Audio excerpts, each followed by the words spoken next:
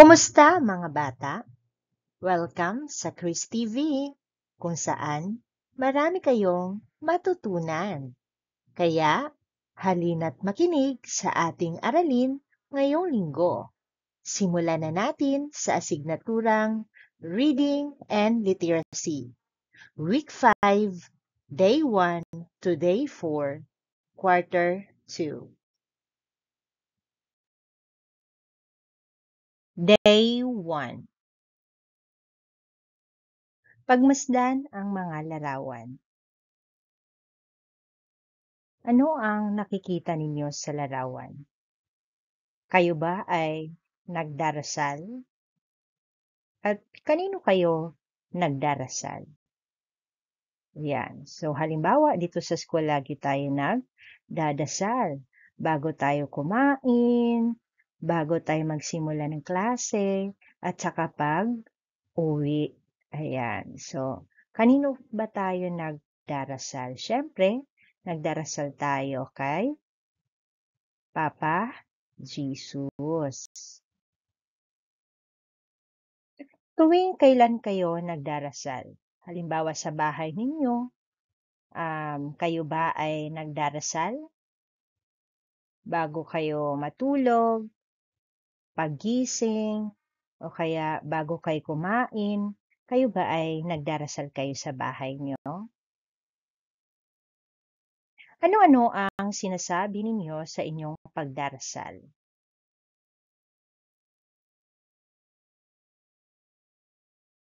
Ano-ano ang mga letra sa alpabetong Filipino? Ayan, so kung natatandaan ninyo, ito ay napag-aralan natin. So ilan nga po ba ang mga alpabetong Filipino? So sa alpabetong Filipino, mayroong 28. Ano-ano ang mga ito? A, B, C, D, E, F, G, H, I, J, K, L, M, N, N, G, O, P, Q, R, S, T, U, V, W, X, Y, and Z. So, alpabetong Filipino ay mayroon tayong 28. Ibigay ang tunog at isulat ang mga ito sa hangin. Okay, so sabihin ang letra na ipapakita ko. Okay, so ito ay letrang K. Letrang D. Letrang F. Letrang G. Letrang S. Letrang E. Letrang T. Letrang R. Sa araw na ito ay mayroon tayong babasahin na kwento. Sa inyong pagbasa ay bigyan ninyo ng pansin ang mga pangalan ng mga tauhan na nagsisimula sa mga hiram na titik na ating inaral. So sa ating pagbabasa ay tukuyin din ninyo ang mga salita na ginagamit sa mga pag-uusap sa paaralan. So kasabay ng pagtanda ninyo sa kanilang mga pangalan, tandaan ninyo ang kanilang mga katangian na ipinakita sa mahalagang bahagi ng ating kwento. Bago natin simulan ang kwento, basahin muna natin ang mga salitang maaring mahirap para sa inyo o hindi kayo pamilyar.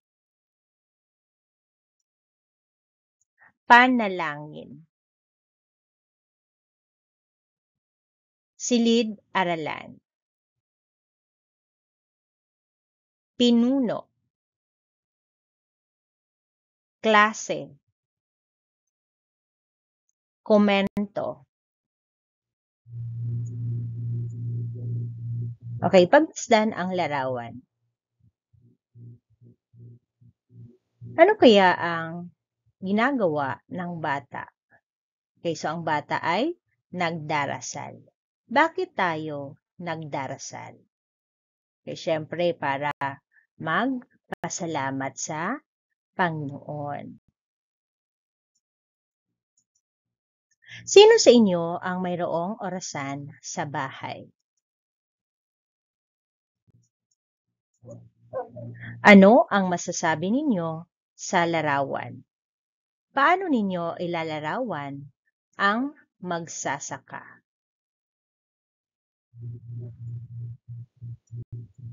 Ano ang ginagawa ng lalaki?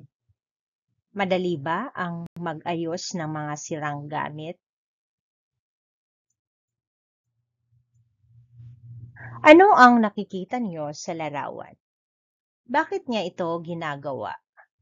Ano ang posibleng mangyari kung hindi siya tatawid sa tamang tawiran?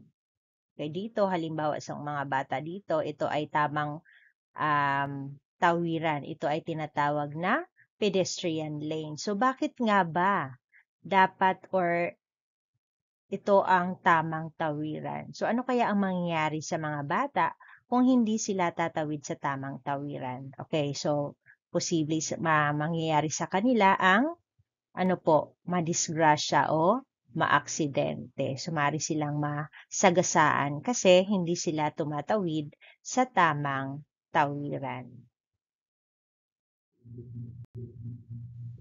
Bago ko basahin ang kwento, tandaan ninyo na makinig ng mabuti. Tandaan din ang mga bahagi ng kwento na makakatulong sa inyo upang mas maunawaan ito at masagutan ang mga gawain. Ang panalangin ni Farah. Tuwing umaga ay sinisimulan ang klase sa isang panalangin. Isang pinuno ang nakatalaga para sa panalangin sa silid-aralan. Ang mga mag-aaral ay makikinig at susunod sa pinuno.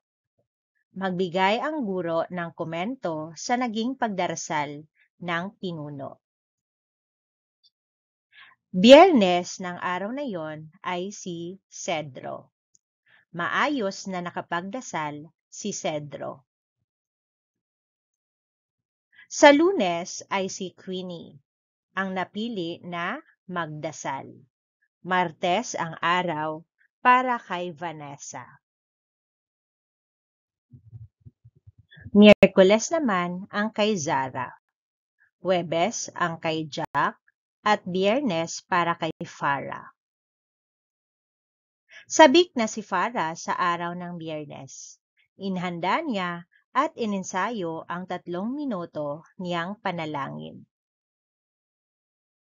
Ipagdadasal niya ang kaligtasan ng pamilya, mga kamag-anak, mga tao sa paaralan, at buong pamayanan.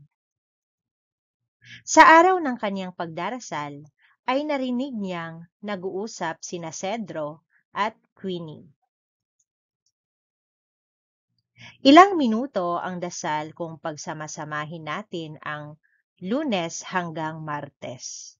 Tanong ni Cedro.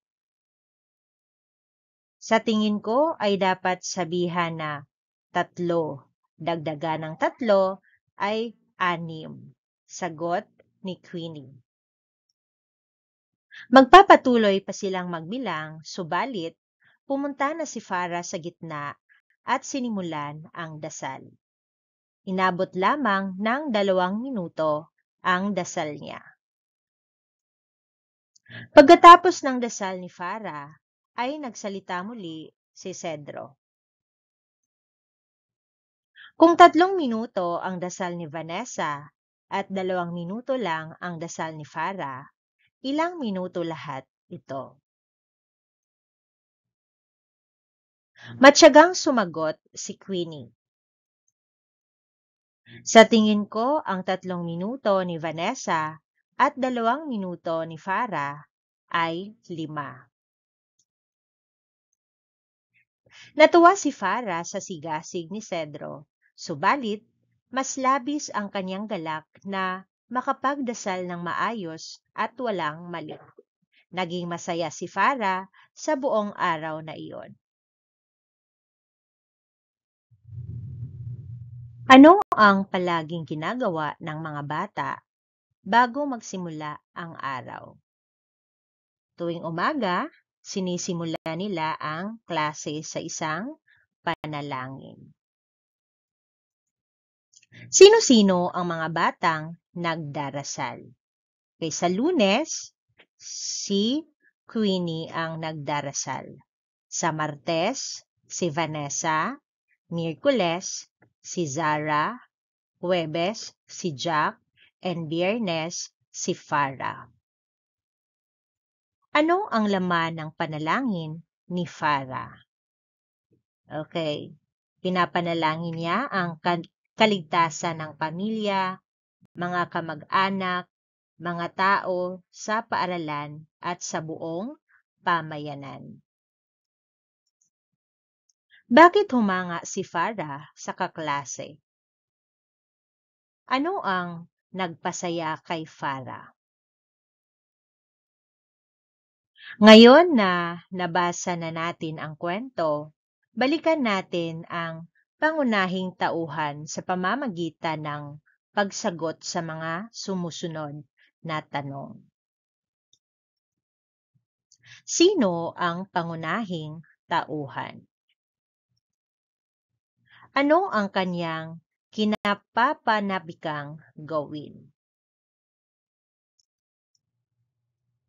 Ano ang mga bagay na nakita at nagawa niya bago ang bagay na kanyang kinapapanabikan? Ano ang naramdaman niya sa katapusan ng kwento?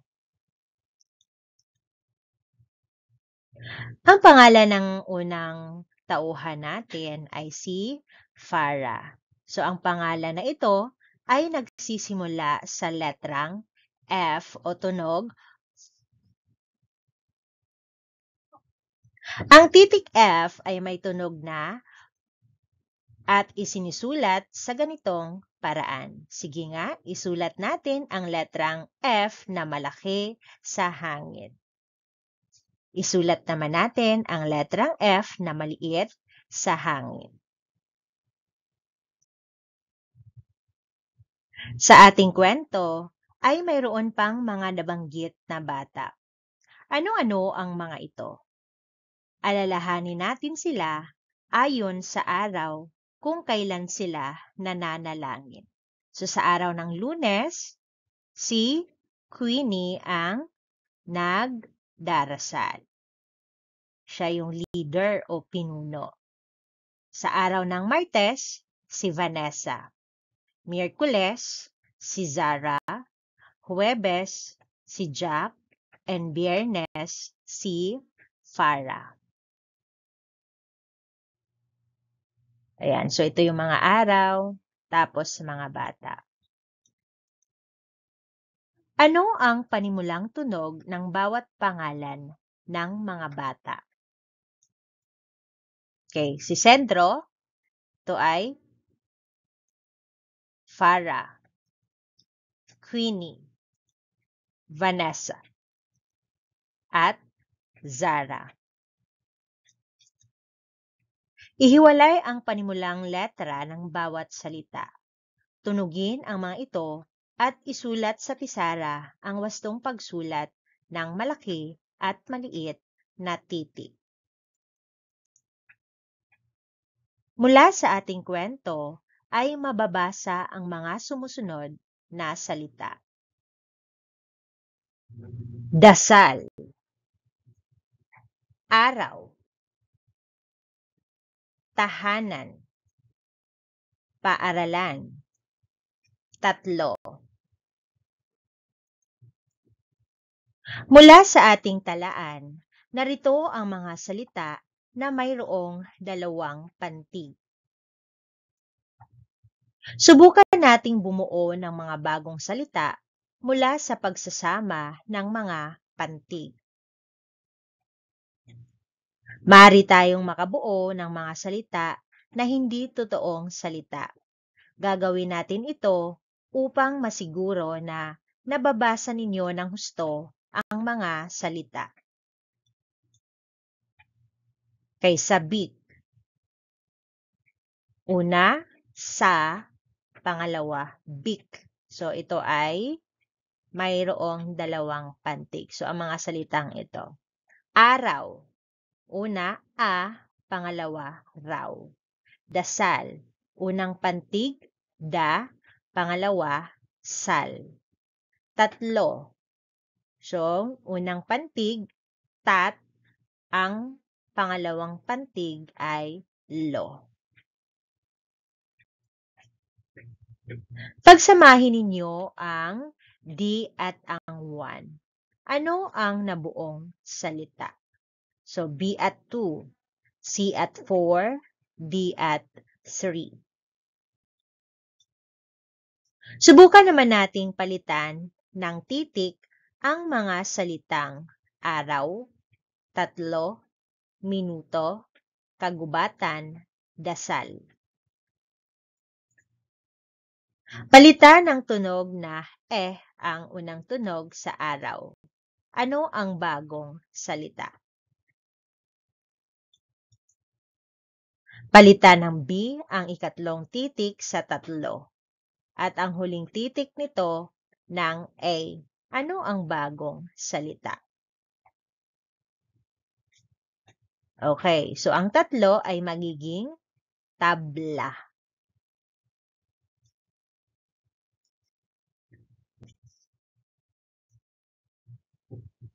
Palitan ang ikalawa at ikaapat na titik sa minuto ng A at ang ikalimang titik ng L. Ano ang bagong salita?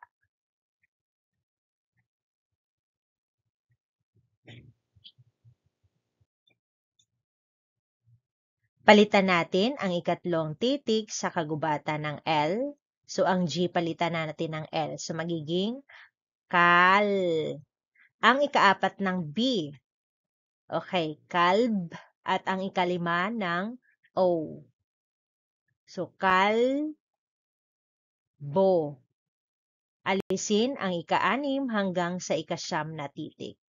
Ano ang bagong salita? So, ang kagubatan ay magiging kalbo. Balikan natin ang talaan ng inyong mga salita. Kagubatan, hayop, maiksi, napili, sabik. Halaman, araw, dasal, tatlo. Alin sa mga ito ang nagsasaad o nagpapakita ng kilos? Mag-ugnay ng mga salitang kilos sa ibang salita sa ating talaan. Kagubatan, hayop, maiksi, sabik, halaman, dasal, tatlo. Kaya ito ang posibleng sagot. Sa kagubatan, magtanim. Hayop, mag-alaga. Maiksi, matulog. Sabik, kumain. Halaman, magdilig. Dasal, lumuhod. Tatlo, tumalon. Itinuro ni Queenie ang pagdaragdag kay Cedro. So, tatlo, dagdagan ng tatlo, ito ay 6.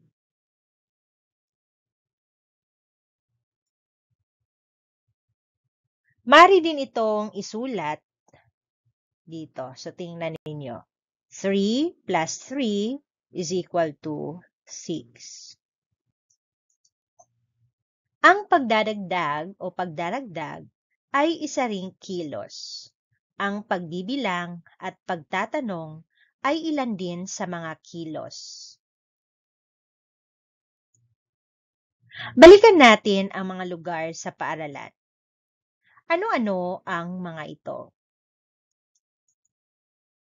Okay, silid-aralan, silid-aklatan, palaruan, palikuran, opisina ng punong guro, at opisina ng mga guro. Bilangin natin ang pantig sa bawat salita. Tukuyin natin ang panimulang tunog ng bawat salita.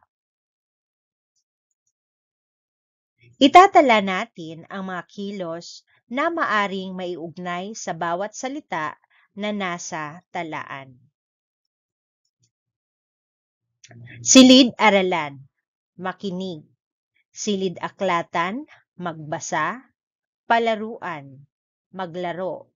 Palikuran, maghugas. Opisina ng punong guro, magpulong. Opisina ng mga guro, maghanda. Ang mga salita ay binubuo ng ang mga titik ay mayroong iba't ibang tunog.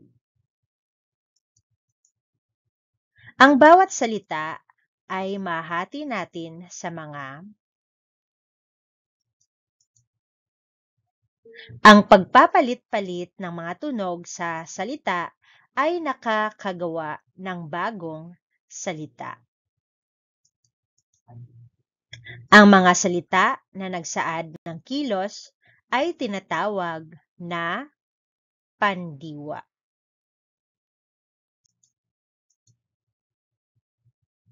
Mula sa inyong mga natutunan, iguhit ninyo ang inyong silid-aralan. Magtala kayo ng 5 kilos na nangyayari sa silid-aralan. Isulat ninyong muli ang salitang kilos sa ibaba ng papel. Bilangin ninyo ang pantig sa salitang ito. Salungguhitan ninyo ang unang titik o letra sa salita at ikahon ang huling letra ng salitang ito. Takdang aralin. Mula sa mga kwento na nabasa na sa klase, magtala tayo ng iba pang salitang kilos. Day 2. Ano ang mga bagay na nais mong gawin? Paano mo pinaghahandaan ang mga bagay na ito? Muli nating babasahin ang kwento sa klase. Sa aking pagbabasa, maaari ba kayong makinig ng mabuti at tandaan ninyo ang mahalagang bahagi ng kwento. Sa ating pagbabasa ay tutukuyin natin ang mahalagang elemento ng kwento. Ano nga ba yung mga elemento ng kwento? Okay, so ito ang mga elemento ng kwento. Tauhan, tagpuan, mga pangyayari bago ang suliranin, solusyon, at katapusan ng kwento. Ikilalanin din nating mabuti ang ating tauhan at titingnan natin ang ugnayan ng mga kilos ng ating mga tauhan sa mga pangyayari na naganap sa kwento. Ilagay ang wastong salita para sa bawat patlang. Panalangin, pinuno, silid-aralan, klase, komento. Kakaiba so ano kaya ang sagot dito? Ni Farah na mamuno sa pagdarasal. Okay, ang sagot ay panalangin. Ang lahat ng bata sa klase ay inaasahang mamuno sa pagdarasal. Nagbigay ang guro ng komento sa sagot ng mga bata. Ang silid-aralan ay puno ng mga bata na gustong matuto. Ang pinuno ng klase ay nasa unahan upang mamuno sa pagdarasal. Pagbasa ng kwento. Pangkat 1. Puna ng chart ng mga pangyayari sa kwento. Ang pangunahing tauhan, tagpuan, problema, solusyon, at katapusan. Pangkat 2. Ipakita ang damdamin na naramdaman ng tauhan sa mga pangyayari sa kwento sa pagguhit ng angkop na emoji. Okay, dito, pangyayari. Sinisimulan ang bawat klase sa isang dasal. So ano ang damdamin dito? Sabik si Farah na mamuno ng dasal. Gusto ni Cedro na matuto ng matematika. Nagawa ni Farah ng maayos ang dasal. Lahat ng bata ay nakapamuno ng dasal ng maayos. Okay, so dito, sasagutan niyo lang sa pamamagitan ng paglalagay ng emoji kung ano ang damdamin dito. Pangkat 3. Magtala ng pangyayari na nagpapakita ng sanhi at bunga. Pangkat 4. Isusulat kung ano ang maaring naging ibang wakas para sa kwento. Ang tunay na wakas ng kwento ay ang iba pang wakas ng kwento ay Pangkat 5. Sumulat ng isang panalangin para sa paaralan. Sino ang pangunahing tauhan sa kwento? Ano ang kanyang pinanabikang gawin? Ano ang kaniyang mga katangiang ipinamalas sa kwento? Sino-sino pa ang ibang tauhan sa kwento? Okay, kung natatandaan nyo, sila ay si Queenie, si Vanessa, si Zara, Jack, at Farah. Ano naman ang kanilang mga katangian? Ang sanhi ang panimulang pangyayari na nagbubunga ng iba pang pangyayari o resulta na tinatawag na bunga. Sitwasyon 1. Nagdasal ng taimtim si Ana para manalo ang kanyang mga kaklase sa paligsahan sa pagsulat. Ano kaya ang posibleng mangyari mula sa sitwasyon na ito? Sitwasyon 2. Nag-aral ng mabuti si Kuneho ng pagdadagdag. Okay, so dito ano kaya? Sitwasyon 3. Nawawala ang ibang libro sa silid-aklatan. Sitwasyon 4. Napakaraming bata sa kantina sa oras ng recess. Sitwasyon 5. Pumila ng maayos ang mga bata sa palikuran. Sitwasyon 6. Nagdala ang mga bata ng libro sa opisina ng punong guro. Tandaan na ang sanhi ang dahilan at ang bunga ang resulta o epekto. Mahalaga na makinig sa pagbabasa ng kwento upang matukoy ang mga nito. Ang karaniwang kwento ay may problema at solusyon.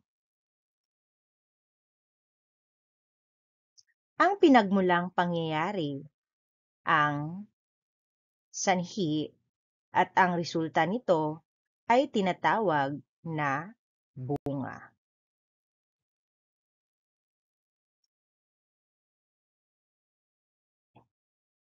Mula sa inyong mga gawain sa araw-araw, bago pumasok sa paaralan, itala ang mga resultang pangyayari.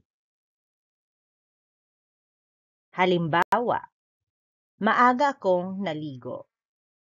Hindi ako nahuli sa klase.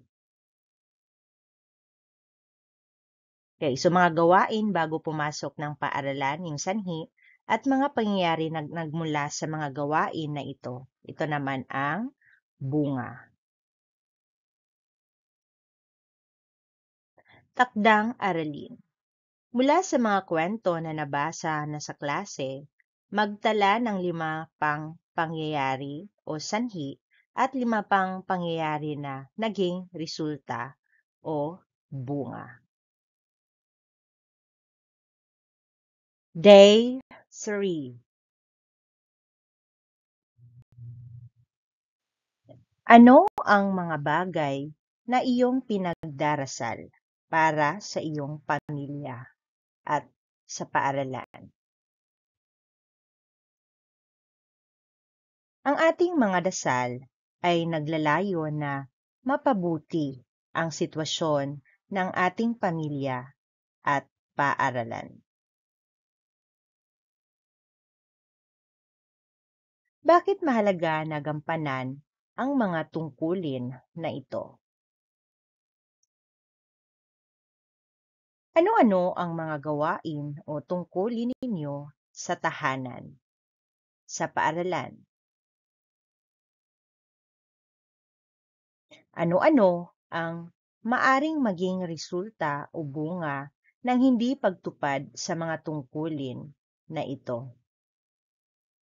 Kaya halimbawa, ang tungkulin mo sa paaralan ay siyempre mag-aral ka ng mabuti.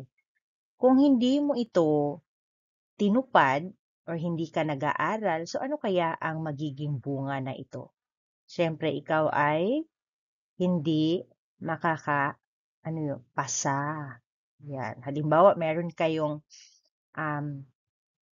quiz or meron kayong exam. Hindi mo pinag-aralan.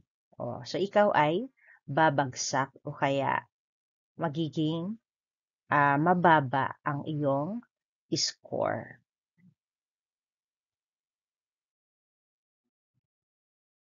Basahin ang mga salita. Kapahamakan. Bantayan. Makabuluhan. Ilalaan. Dunong. Sakuna. Tukuyin ang kahulugan ng mga salita mula sa mga pangungusap. Upang tayo ay manatiling ligtas mula sa anumang kapahamakan, iwasan nating pumunta sa mga lugar na hindi tayo pamilyar. Ang kapahamakan ba ay isang bagay na gugustuhin nating maranasan? Ang mga gamit sa paaralan ay kailangang bantayan ng gwardiya sa gabi upang masiguro na hindi sila mawawala o masisira. Kailan ka binabantayan ng iyong mga magulang? At bakit kailangan ka bantayan sa gawaing ito? Makabuluhan ang pagtalakay na ginawa ng guro at naunawaan ng mga mag-aaral ang kanilang aralin. Kapag ang isang bagay o gawain ay makabuluhan, natututo ba tayo dito? Ilalaan ng mga bata ang oras sa pag-aaral at paglalaro. Ano-ano pa ang mga bagay na pinaglalaanan natin ng oras? Ang dunong ng mga bata ay nakikita sa husay nila sa pagsagot ng mga tanong ng guro. Ang dunong ba ay kasing kahulugan ng talino?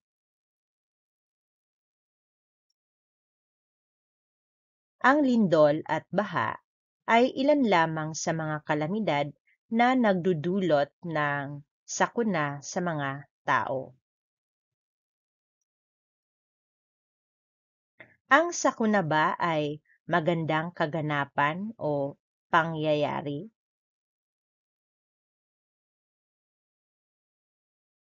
Ang panalangin ng isang mag-aaral. Panginoon, sa araw-araw kami ay gabayan. Ilayo sa anumang kapahamakan.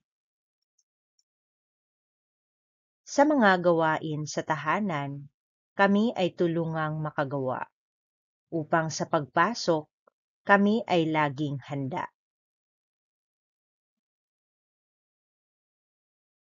Sa aming pag-upo sa silid-aralan, sa aming pakikinig, kami ay bantayan.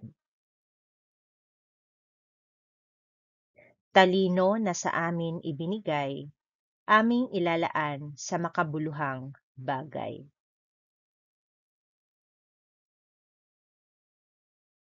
Tulungan mo kami na mga laga, sa paaralan na sa amin ay nag-aaruga. Ingatan nawa namin ang libro sa aklatan. Alagaan ang mga pahina at huwag sulatan.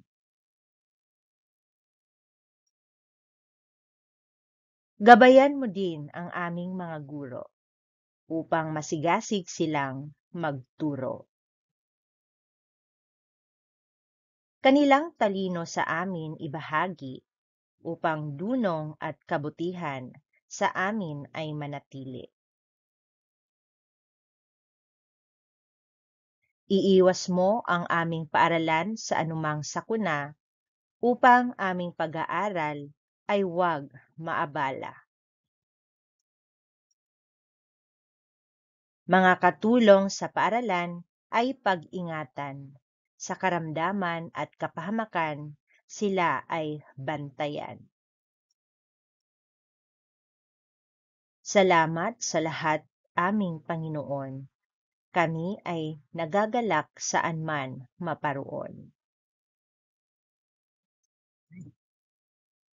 Pagmamahal mo sa amin ay napakalaki. Aming puso ay puno ng ligaya sa araw at gabi. Mga katanungan. Paano makakatulong ang mga gawain sa tahanan upang maging handa ang mga bata sa paaralan?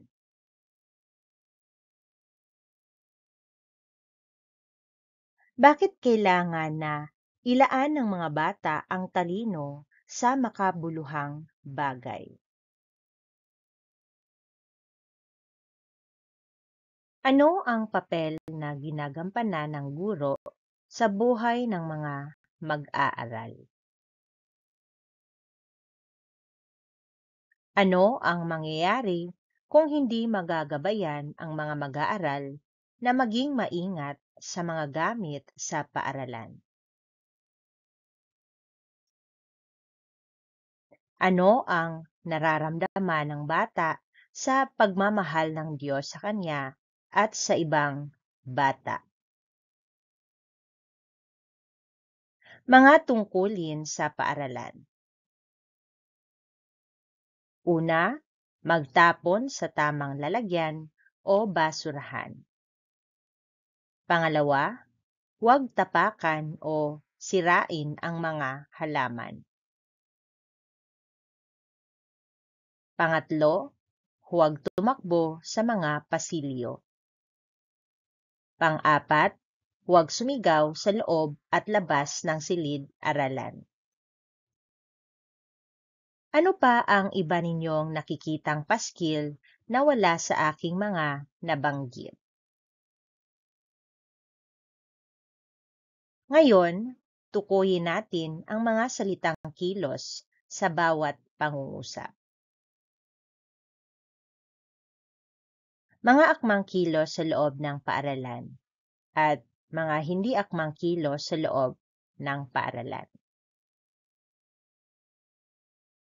Ano-ano ang mga salitang kilos ang nabanggit sa tula? So ngayon, magkakaroon tayo ng laro. Ang laro natin ay tinatawag nating charades. Day 4. Ano ang panalangin mo na natupad o nangyari? So meron na ba kayong pinagpipray na natupad na o nangyari na? Halimbawa si teacher, pinagpipray ni teacher dati na sana makapasa si teacher ng exam para si teacher ay magiging license na sa pagiging guro. So, natupad yon kaya yon ang halimbawa. So, kayo ba? Meron na ba sa buhay nyo na natupad na ang mga panalangin ninyo? Kwento ninyo. Basahin ang tula ng may wastong bilis, daloy at pagbigkas ng mga salita.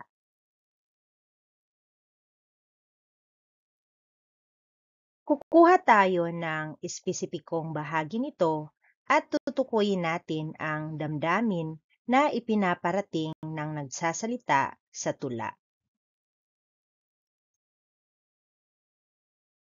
Tutukuyin ang maaring maging resulta ng mga nasabing pangyayari.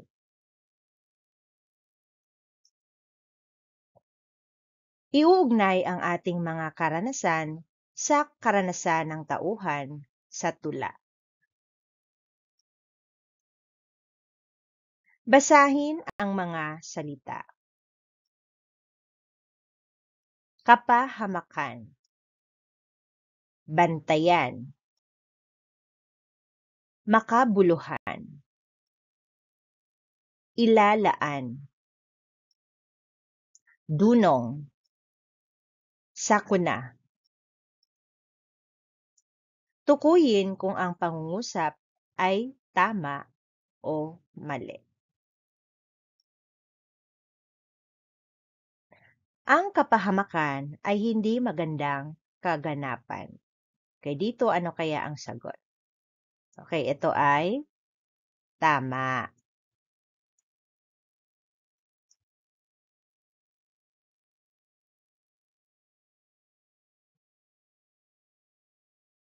Ang sanggol ay isa sa mga tao na dapat bantayan.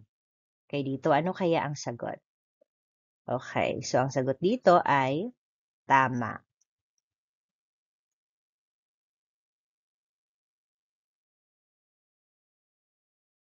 Ang mga aklat ay karaniwang naglalaman ng makabuluhang impormasyon. Ano kaya ang sagot dito? Okay, so ito ay tama.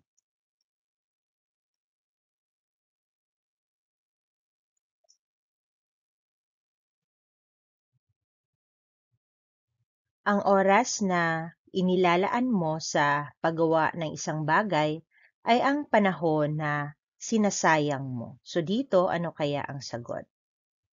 Okay, ang sagot dito ay mali.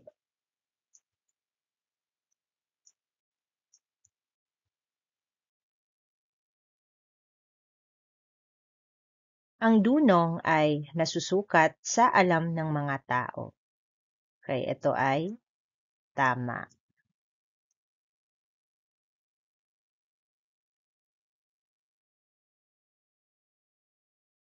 Ang sakuna ay isang pangyayari na gustong maranasan ng mga tao. Okay, so ito ay mali.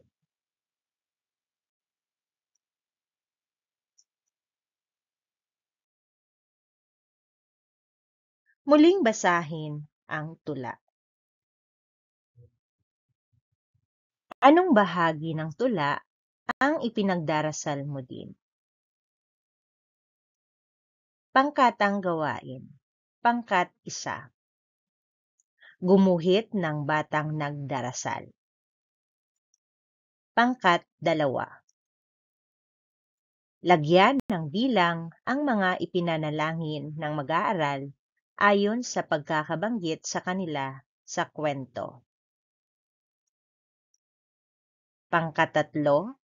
Gumuhit ng posibleng damdamin ng guro kapag narinig ang panalangin ng mga bata. Okay, damdamin ng guro. Ang guro ay magiging sapagkat. Pangkat 4.